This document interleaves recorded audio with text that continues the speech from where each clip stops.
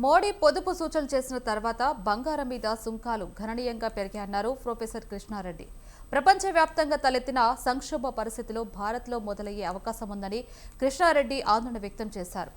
గడ్డు పరిస్థితులు ఎదుర్కొనేందుకు ప్రజలు సిద్ధంగా ఉండాలన్న ఆయన, భారత ఆర్థికంగా బలంగా ఉన్నప్పటికీ పశ్చిమాసియా యుద్ధం ప్రభావం దేశం మీద పడిందని తెలిపారు. క్రూడ్ ఆయిల్ మీద ఎక్కువగా ఆధారపడటం వల్లే భారత్ ఇలాంటి పరిస్థితులు ఏర్పడ్డాయంటున్న ప్రొఫెసర్ కృష్ణారెడ్డితో మా ప్రతినిధి Vishal face to face.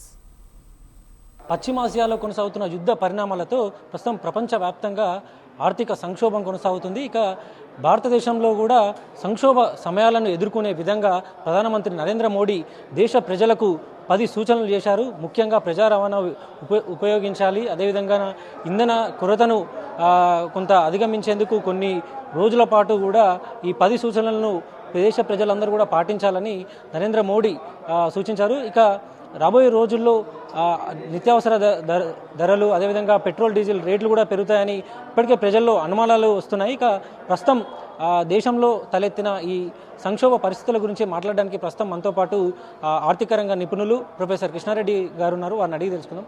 Sir, ప్రధానమంత్రి నరేంద్ర మోడీ 10 సూచనలు చేసిన తర్వాత పెద్ద ఎత్తున ఒక అనుమానాలు అనేవి కలుగుతున్నాయి. అంటే రేట్లు పెరగబోతున్నాయి, ఆ తర్వాత ఇబ్బందులు ఎదురవుతాయని అంటుంది. అసలు ఏం జరగబోతుంది సార్? మన భారతదేశం ఆర్థిక మూలాలు బలంగా ఉన్నప్పటికీ కూడా కోవిడ్-19 తర్వాత మనం కోవిడ్ సంక్షోభంలో కూడా చూసాం. ప్రపంచమంతా తలకిందుల ఇబ్బందులు ఏర్పడినటువంటి పరిస్థితి. ఇవాళ పశ్చిమాసియాలో కూడా అది స్వల్పకాలంలో ముగుస్తుంది అనుకున్న, ఇరాన్ తక్కువ కాలంలోనే ముగుస్తుంది అనుకున్నప్పటికీ 2 నెలలుగా కొనసాగుతూనే ఉంది.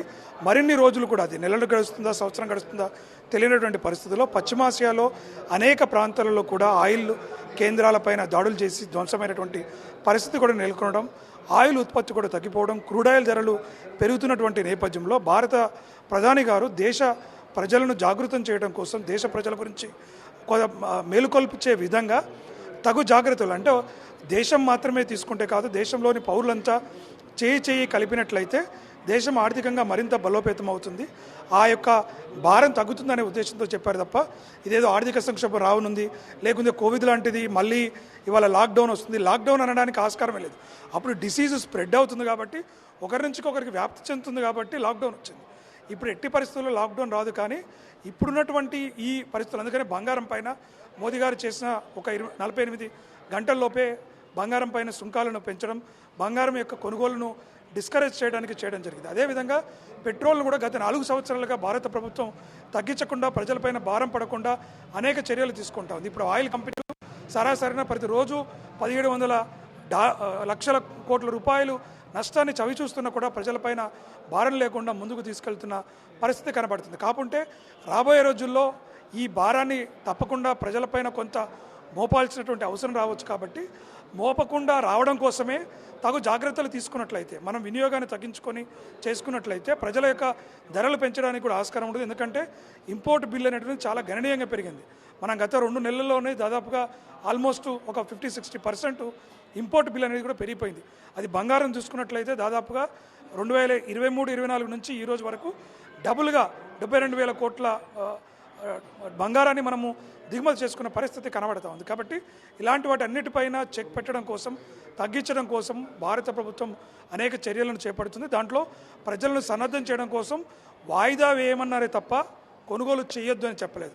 There is a difference. కొనుగోలు చేయొద్దు అనడానికి, వాయిదా వేసుకోవడానికి, అత్యవసరం అయితే తప్ప కొనుగోలు చేయొద్దు అని చెప్పేసి చెప్పడం జరిగింది. సార్, అంటే ఇతర దేశాల మీద ఈ క్రూడ్ ఆయిల్ కోసం కానీ, ఎల్పిజి గ్యాస్, వీటి కోసం ఆధారపడమే ప్రస్తుతం ఈ మనకి ఇలాంటి ఇబ్బందులు తలెత్తుతున్నాయా? అవును, మనం దాదాపు 90% క్రూడ్ ఆయిల్ను ఇతర దేశాల నుంచే దిగుమతి చేసుకుంటున్నాం. కాబట్టి ఇవాళ అంతర్జాతీయ ఏర్పడిన సంక్షోభం నేపథ్యంలో అవుతుంది.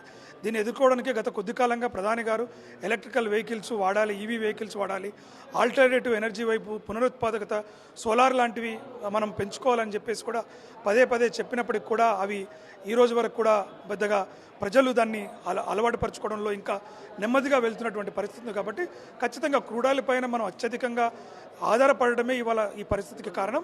కాకపోతే మన దగ్గర 60 రోజులకు సరిపడా క్రూడ్ ఆయిల్, అంటే మన విదేశాల నుంచి పూర్తిగా సప్లై అయిపోయినా ఈ దేశ ఇంధన అవసరాలకు 60 రోజులకు సరిపడా ప్రపంచంలో స్టాండర్డ్గా ఏదైతే ఉన్నదో 60 రోజులకు సరిపడా క్రూడ్ ఆయిల్ని భారత ప్రభుత్వం ఆల్రెడీ రిజర్వ్ చేసుకొని ఉన్నది కాబట్టి ఈ ఒడిదుడుకులు ఎదుర్కోవడానికి అవసరమైనప్పుడు ఆ రిజర్వ్స్ని కూడా వాడుకోవడానికి అవకాశం ఉంది.